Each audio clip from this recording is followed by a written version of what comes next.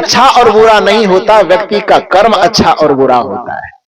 कर्म अच्छे बुरे होने पर ही उसका भाग का अच्छा होना और बुरा होना निर्भर करता है। इसलिए दीन को सुधारने के फेरा में पंडित जी से जंतर मंतर लेने के चक्कर में कभी मत पड़ना, बल्कि सत्संग और सदगुरु का शरणागति होकर के अपने कर्म को सुधारने का प्रयास करना, विचार को सुधारने का प्रयास करना। जगत में आप जहां भी जाएंगे सब दिन आपके लिए शुभ होगा, हर घड़ी आपके लिए शुभ होगा। इस बात को ध्यान में रखना है। तो मैं कह रहा था कि प्रकृति एक खुली किताब है जिसको पढ़ने वाला व्यक्ति कभी वेद शास्त्रों का मोहताज नहीं होता। दत्तात्रेय की चर्चा चल रही थी। दत्तात्रेय ने पूरे प्रकृति को अपना गुरु बनाया। जैसा बचपन में पढ़ाया गया हम लोगों को, फूल को गुरु बना लो और हंसना सीख लो, धरती को गुरु बना लो और इससे सहनशीलता सीख लो, जल को गुरु बना लो उससे तरलता सीख लो। दत्तात्रेय ने भी यही काम किया कि किसी व्यक्ति को, किसी ग्रंथ को अपना गुरु नहीं बनाया, बल्कि प्रकृति की घटने वाली घटना को उन्होंने गुरु बनाया। और घटना का जिक्र तो नहीं करूंगा, एक घटना का जिक्र मैं करता हूं जो आपकी और हमारी दृष्टि में सामान्य बात हो सकती है। दत्तात्रेय के लिए वो मुक्ति का मार्ग कैसे खोल देता है, सुनिए। सुनाऊं? इजाजत है? इजाजत है तो सुन लीजिए। एक सामान्य सी घटना, दत्तात्रेय जी रास्ते से जा रहे थे। जाते जाते अचानक उसको शायद गर्मी लगी हो या प्यास लगी हो, एक पीपल के वृक्ष के नीचे वो बैठ गए।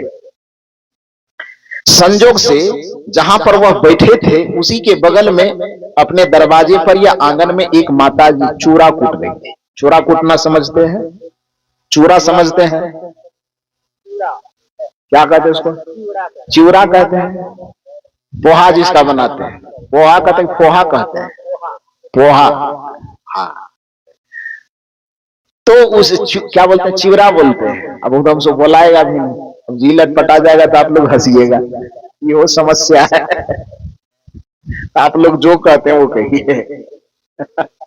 तो वही चूरा कूटने के लिए एक माता जी अपनी ओखल, आज तो लोग मशीन में कुटवाते हैं ना, उसको बनवाते हैं, लेकिन पुराने जमाने में लोग उखल रखते हैं।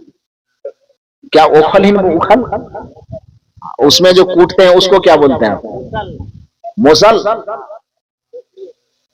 ओखली तो वो ना हुआ, ऊपर से कूटने वाले को मोसल बोलते हैं। मोसल, मोसर जो भी हो, हम लोग बिहार में उसको समाठ बोला जाता है। उखली और समाठ, इधर ओखल और मुसल, यही मुसर, जो भी बोले अपना समझते हैं। तो उससे वो कूट रही थी एक माता जी। तो बार बार जो उसको हाथ को ऊपर और नीचा करना पड़ता था, सुहागन होने के नाते उसके हाथ में पूरा चूड़ी भरा हुआ था, कंगन। तो स्वाभाविक है कि चूड़ा कूटने में जो हाथ ऊपर नीचे होगा तो चूड़ी आवाज करेगी, झनर झनर बोलेगी ना। कैसे बोलता है? वैसे ही बोलता है।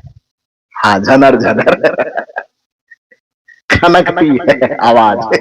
तो वो जो आवाज कर रही थी, अब दूसरी बात, उसके घर्षण से उसके चमड़े पर असर पड़ रहा होगा। तो वो मां जो चूड़ा कूट रही थी, उसने एक युक्ति निकाली। इस घटना को दत्तात्रेय जी वृक्ष के नीचे बैठे बैठे चुपचाप देख रहे हैं। देखिए एक संत की दृष्टि, एक विवेकी की दृष्टि क्या होती, कैसे एक सामान्य सी घटना से मुक्ति का सूत्र निकालता है।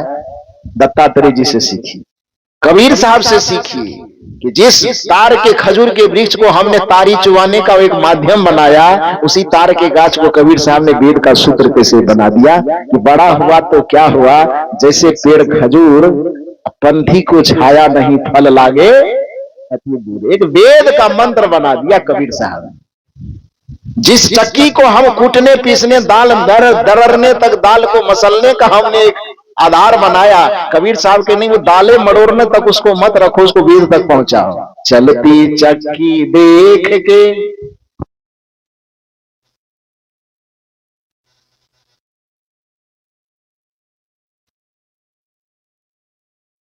एक बार आप लोग जोर से आवाज लगे तो फिर बिजली कट जाएगी। जोर से बोलो, बोलिए सदगुरु भगवान की। हाँ, अब की बार जय बोल रहे, भगवान आ गया ना इसमें। तो मैं निवेदन कर रहा था कि दत्तात्रेय जी इस घटना को जैसे देखते हैं एक नया सूत्र निकालते हैं और बार बार उसको चुपचाप देख रहे हैं। तो वो माता जी जो चूरा कूट रही थी, चूड़ियां खनक रही थी हाथ में, उससे एक तो आवाज हो रही थी और दूसरा चमड़े पर घर्षण पड़ रहा था। तो वो माता जी करती क्या है कि अपने हाथ की सभी चूड़ियों को खोल करके वो बाहर निकालते। चूंकि सुहागन है तो हाथ की सभी चूड़ियां खोल भी नहीं सकती, तो जितनी चूड़ियां उसके हाथ में थी सब चूड़ी को निकाल करके एक चूड़ी को सुहाग का प्रतीक होने के नाते उसे हाथ में रहने दिया और उसके बाद फिर वह चूड़ा कूटना आरंभ किया। इससे क्या हो गया, समाधान क्या निकला कि चूड़ा कूटने का काम भी जारी है और चूड़ी से जो झंझनाहट की आवाज होती थी वो आवाज क्या हो गया, बंद हो गया। दत्तात्रेय जी जैसे इस घटना को देखते हैं उससे मुक्ति का एक सूत्र निकालते हैं, उपाय निकालते हैं और वेद की ऋचा वहां से प्रस्फुटित होती है दत्तात्रेय जी के जीवन।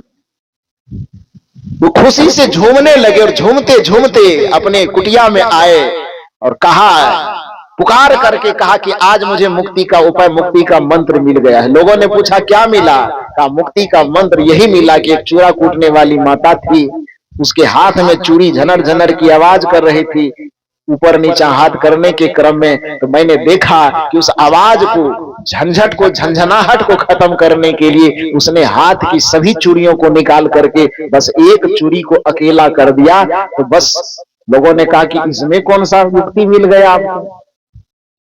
दत्तात्रेय ने कहा कि इसमें मुझे युक्ति यह मिली कि जैसे विभिन्न चूड़ियों के बीच में रह करके एक चूड़ी भी सबकी टकराहट से, घर्षण से आवाज करती है, खनकती है, उसी तरह से हमारी एक आत्मा भी विभिन्न भोग विषय और इंद्रियों के संपर्क में रहने से ये दुख का आवाज, चचियाहट की आवाज, पीड़ा और परेशानी की आवाज करती है। जैसे वह माता ने अपने हाथ से समस्त चूड़ियों को खोल करके एक एक करके अलग कर दिया और एक चूड़ी को अकेला कर दिया तो उसकी आवाज खत्म हो गई, की झंझट खत्म हो गई। उसी तरह से जो साधक ध्यान करके, भजन करके, साधना करके, सत्संग करके अपने मन से, अपने इंद्रियों से, अपने बुद्धि की वृत्तियों से, अपने मन की लंपटताओं से आत्मा को अलग कर देगा, आत्मा को अकेला कर लेगा, वो जन्म मरण के बंधन से सदा सदा के लिए मुक्त हो जाएगा और आवागमन के चक्र से छूट जाएगा। यही उपाय मैंने पाया।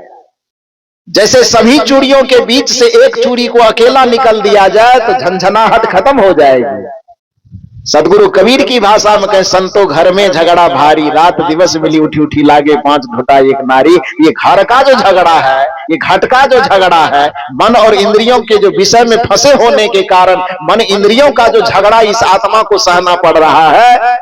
दत्तात्रेय जी कहते हैं कि जिस तरह से सभी चूड़ियों को निकाल करके बस एक चूड़ी को बचा करके रख लिया गया, उसी तरह से मन, वाणी, इंद्रियों से अपने आप को मुक्त करके जिस दिन आत्मा को अकेला कर लिया जाएगा और आत्मा को स्वरूपस्थ कर लिया जाएगा, मन इंद्रियों से परे कर लिया जाएगा, उस दिन आदमी मुक्ति को पा जाएगा, शांति और गति को पा जाएगा। यही जीवन का लक्ष्य है, यही मानव जीवन का उद्देश्य है।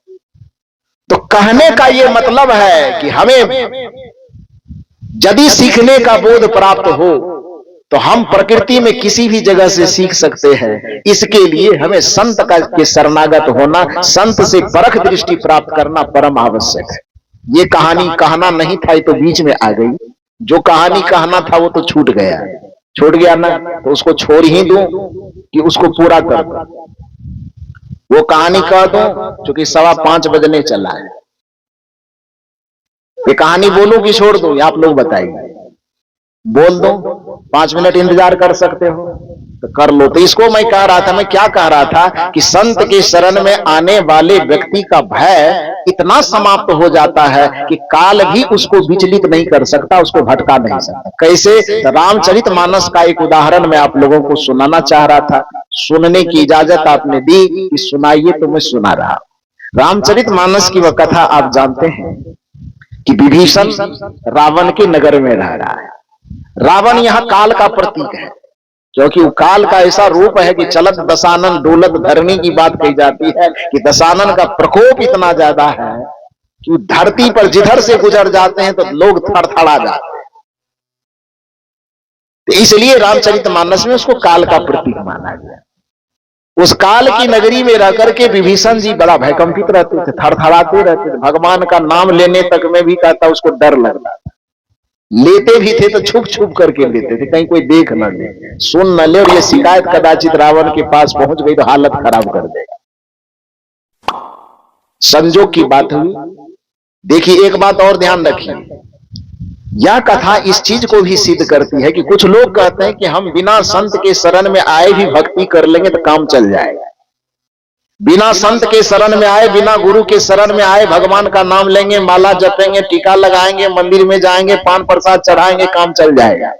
ये कहानी यह सिखाती है कि आप चाहे पूजा पाठ धर्म के नाम पर कुछ भी कर रहे हो, लेकिन बिना संत से युक्ति जाने, बिना गुरु के शरण में यदि आप करते हैं तो भगवान का नाम लेना भी आपको भय से मुक्त नहीं कर सकेगा, आपको डर से मुक्त नहीं कर सकेगा। आप कह सकते हैं कैसे? तो आप यह कथा सुनिए और समझने का प्रयास कीजिए। विभीषण रावण के नगर में रह रहा है, वो भगवान का नाम ले रहा है कि नहीं ले रहा है? पहले से ले रहा है ना, लेकिन भगवान का नाम कितना भी लेने पर वो रावण के डर से मुक्त हो सका है? डर से थरथर करता है कि नहीं? तो भगवान का नाम, भगवान की पूजा, भगवान का माला जपना या भगवान का चिंतन करना, उसको भय से मुक्त कहां कर पाया? नहीं कर पाया ना। फिर मुक्त कब हुआ? जब संत की संगति मिली। संत कौन? हनुमान जी मिली ना।